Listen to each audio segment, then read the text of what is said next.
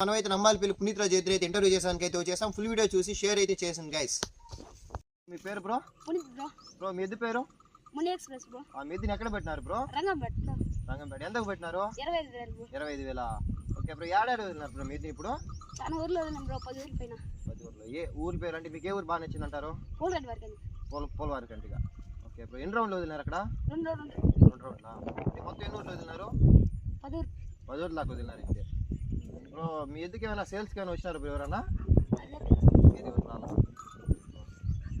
Bro మీ ఎద్దులో మంచి లక్షణాలు ఏవి చెప్తారు? మనిషి వచ్చే వాళ్ళు దగ్గర కానీ దగ్గర మంచి లక్షణాలు బ్రో, నేను చదివి లక్షణాలు అడగట్లేదు. మంచి లక్షణాలు అంటే పిల్లకాయలు లైక్ పిల్లకాయలు లేవనుకున్నావు లేదు అట్లాంటివి ఏమన్నా అట్లా మంచి లక్షణాలు ఏమి లేవంటారు. ఓకే.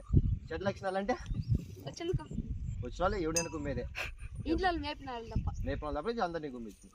Okay bro. సో మీకు ఏ క్లాస్ బ్రో ఇప్పుడు? 9th క్లాసా?